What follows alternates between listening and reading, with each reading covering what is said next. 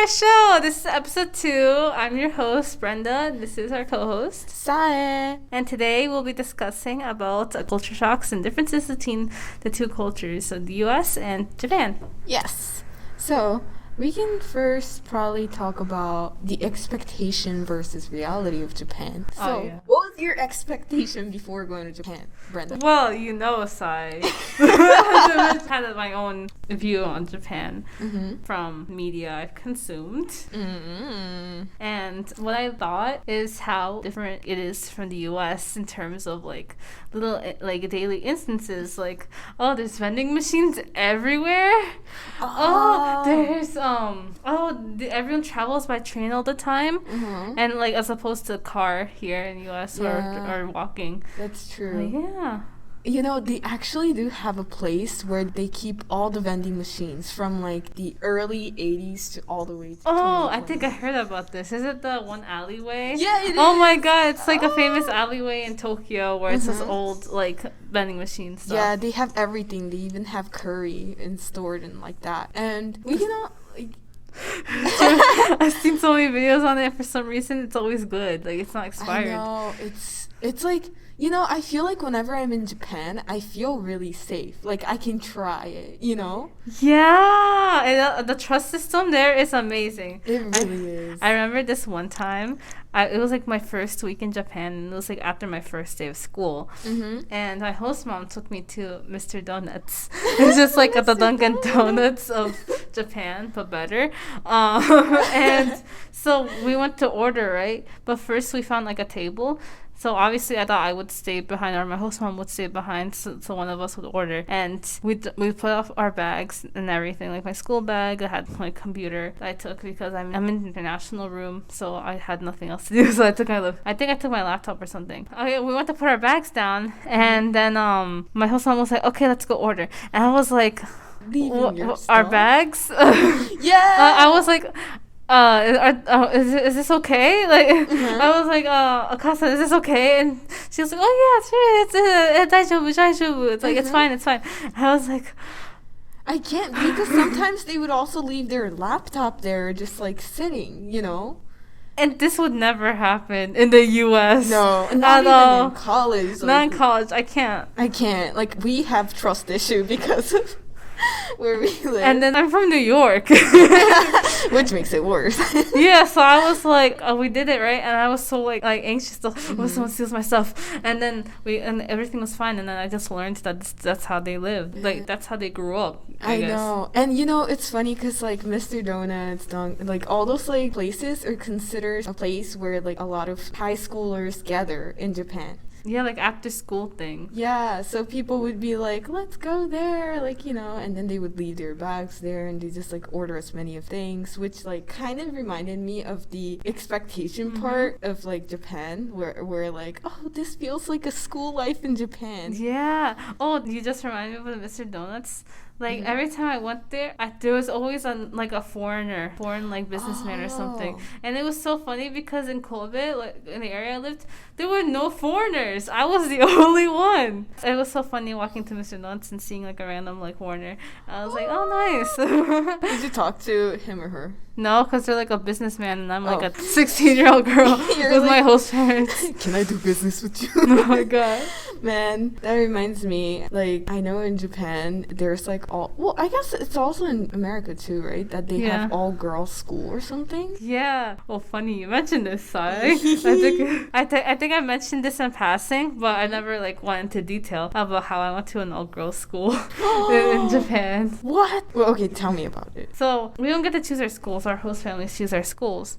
So actually everyone but me that was in like the exchange program that went to Kobe, they all went to the same school. But my host family enrolled me in an all-girls school that my host sister went to. And it was so weird. Like, well, not weird, but it was so different because I'm used to seeing like co-ed. Yeah. Where there's like the guys and the girls. Yeah. At first I thought it would be like a little different, but actually it was not that different because we girls tend to stay in groups together anyways. That's true. And I'm guessing that was like you back in America too. Yeah. Kinda like you stayed in the girl group. I did have a lot of guy friends and like at the time. Did you feel uncomfortable though that you're in like all girl school? it wasn't uncomfortable, but it was different. Mm-hmm. It was basically like what you see, the stereotypical Japanese go-girl lifestyle. It's just, I still had that.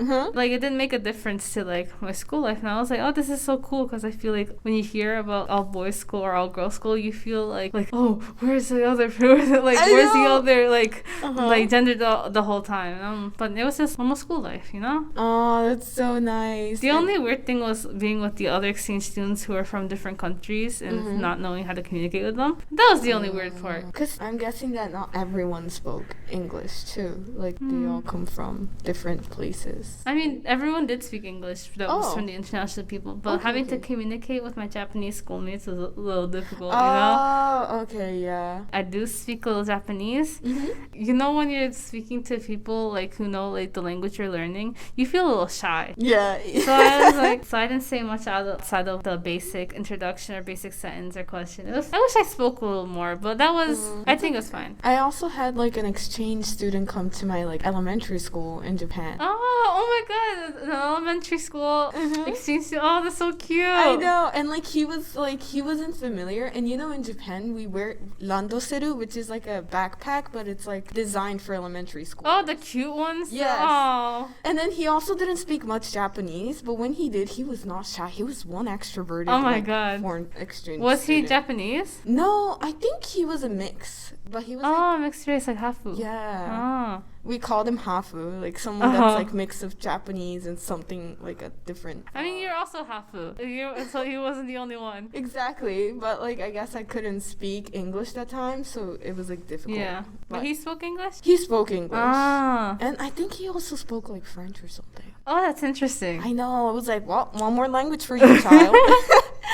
Oh, I have this image that in summertime, especially in school, like there's some sort of event or something. Did that happen? My god. My school, we didn't plan the festivals that they usually do around summertime. But I remember my other exchange student friends were talking about how they had to prepare for their festivals. And I was like, oh, that's such an interesting experience. I know. We call those high school summertime events called Gakuen-sai. Ah. So it's like... It's in every school in I know. Oh, man. It just sounds so fun. Yeah, I wish I got to experience something like that. But it's okay. But summertime? Oh my gosh, I remember before I went to Japan, they tell us our school name. So I googled the uniform of my school. And it was like this sailor outfit, like all navy, like all navy sailor outfit, right? Oh, that's and I so was like, cute. that's so cute. That's so and then cute. when I got there, I realized it was summertime and it was like the summer uniform. Oh. Where it was like just like a white short sleeve. It was also kind of sailor top, but it's like all like white. And like I don't look good in white. So I was like, oh man. But it still had like the long like skirt thing, and it was so cute. It was cute. It's so I felt so immersed. Dude. That's how you know you're in Japanese school, when you wear those like cute uniforms. Yeah, the like... super long skirt and everything. It was so cute. That was my dream. Too bad. Yeah, the uniforms are so interesting because you don't usually see this like in anime or in dramas or anything. Where like my uniform, like underneath everything, you had to have like a vest, so you can button the skirt to the vest to make sure that you don't like shorten it or anything. Wow. And I was like, oh wow, this is so interesting. I feel like it's also because it's all girls school. Yeah. Is that why? I think so, that too. I didn't know that one. That's pretty cool. Because in Japan, like a lot of girls, they kind of like ignore the rule of like the length of the skirt, and then they try to make it shorter than what it is. Yeah, by like folding it from the inside. Yeah. Shake my head. Shake your bedtime. Oh man. Wait, what do the elementary kids wear as uniforms when you went to school? Actually, so like if you go to the prestigious elementary school, then there is an outfit. But I went to all like a public elementary school, so it's also like difference in price. It's like cheaper that way than to go to a private school. So like we didn't have a uniform. Our only uniform was like a red cap and that's so cute. Yellow cap. You know? The little cap. Yeah, exactly. And a randoseru, like I told you. And I had a red randoseru. That was the uniform. Aww. Yeah. Other than that, I used to just dress like all pink. Oh, And then red, and then, yeah, wow, cringe. the cringe. Cringe. I was so girly, damn. Yeah. But, oh, did you visit places like shrines or like any tourist like Yeah. So my school for the exchange students, they gave us a schedule at the very beginning, and in that schedule it included 2 trips. And one was to Nara, which it's like a city, like I think I mentioned this in the previous episode, the city famous for like their deer. So there's like a deer like area where you can feed them and interact with deer and pet them. And then So cute. but I think my favorite trip from the school was the trip to Himeji-jo, which is like the Himeji Castle in like Himeji, which is in Kobe, like well, not Kobe. Is it in Kobe? I don't remember. I don't remember. I think it is in Kobe. Because it was like a field trip around the Kobe. Yeah, because Nara was like an hour away, and Himeji was also like an hour away. We took the Shinkansen every time, like so for Himeji, and my teacher drove us for Nara, which is a little weird, like going on a field trip on the weekend with your teacher, 2 other exchange students. That was a little weird. That wouldn't happen in the U.S. No, they'll probably be like, you do your own thing. But for the Himeji-jo, it was like us exchange students and like these 2 really nice teachers, these 2 ladies, and they took us like around the little shopping area, and it was one of my favorite things I got to do in like it's the school experience where they took us on a little trip and we got to go around. It was so cute. Man, that's like so fun. Except the teacher being there. I mean, the lady teachers were fine. Okay, it's good. Yeah. I also went to like a lot of trips around of Kansai. Like I went to Osaka a bunch of times.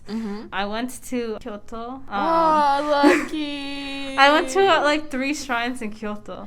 Lucky. It was so much fun. Man, I always wanted to go to Kyoto because they're known for like shrines, temples. Yeah, the temples, shrines. The shrines are temples. But more like the Oh, yeah. castles too, right? There is a castle in Kyoto. Right. I heard there's one in Osaka, but there's like an elevator in it. What? Which like totally breaks the experience in Himeji where you have to go upstairs every time. Is it like a crazy amount of stairs? In Himeji-jo, yeah. That's what I thought. I heard one of the castles. And we went this is, in the like, summer. crazy.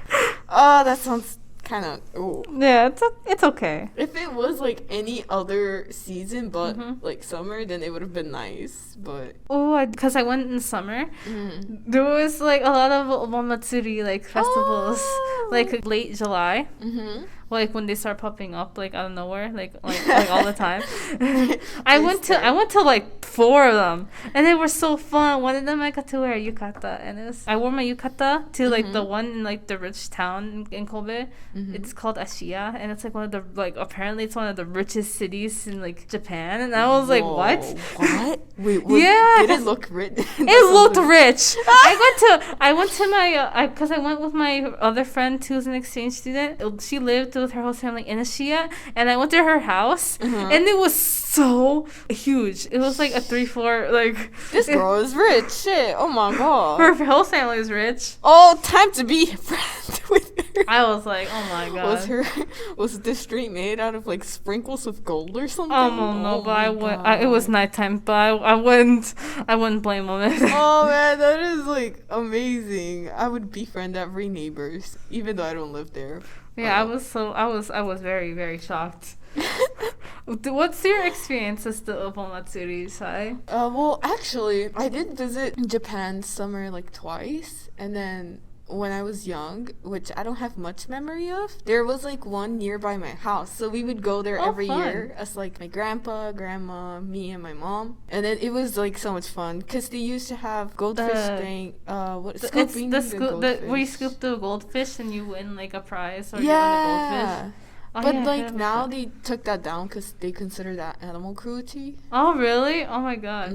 Also now it's like isn't it like toy now? Yeah, Like toy? now it's like they have like one small bouncy ball, and then one of them is called yo-yo, which is like a small water balloon with like water inside. Oh, I heard about that. It's so fun. You just like tap tap tap to bounce That's that so thing. cute. I know. And then another shrine I went was in the winter, which is so different because winter it's like the new year, so you go to the temple, the shrine. Oh my god, like the New Year temple visits. Exactly. Oh my god. And it was so fun, but it's so crowded that I was like, I don't want to stay too long. It's oh my really god. nice. That does remind me that in Kobe, there's like a famous event where they have a lights festival in the winter. Ooh. And it's like in honor of the earthquake in Kobe where it killed like a bunch of people. And so they now set up like a lights festival. And my Jose was telling me how like if I visit Japan in the winter, they can take me and they know all the places to go through. It reminds me of like how in the like us in like the New York area, we can do that in like during tree lighting in like Rockefeller Center. Like I know where to go and how to avoid the crowds because and like it's like their equivalent of like the tree lighting. See, there's the similarities. Yeah, that's the thing. Oh, Sai, since you mentioned your experience in the winter, why don't you tell us about how like the fall and the spring are too? Because I've never heard much about the fall and spring, except I hear that in spring allergies are super bad in Japan apparently. But I always hear that fall is a very nice time. Yeah. What do you think? Oh man, spring they go to what is it? A hanami, which means flower scene. So they have like this one large park with like bunch of trees being blossom, and people would go there to picnic.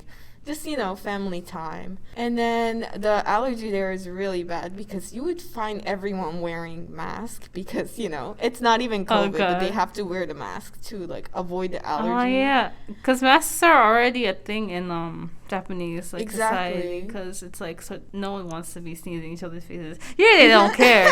Here no one cares about that, but they're a little more considerate. Yeah, and even when they like catch a cold, they would put a mask over it so they don't have to cough on anybody. So it's like a little consideration that they have. And yeah, I would see my mom just like red eye and putting her eye drop. And then as for the fall, it was like, man, the momiji, the red and the leaves were so pretty. Wait, what's momoji? Momiji is like a type of Is it sweet? Yeah. Oh, I know what you're talking about. It's like a mochi like sweet that's shaped like a leaf, right?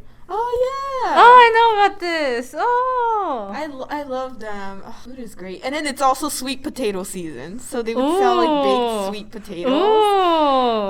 It's so good. The food there is just amazing. We're going to go on a whole other tangent on food.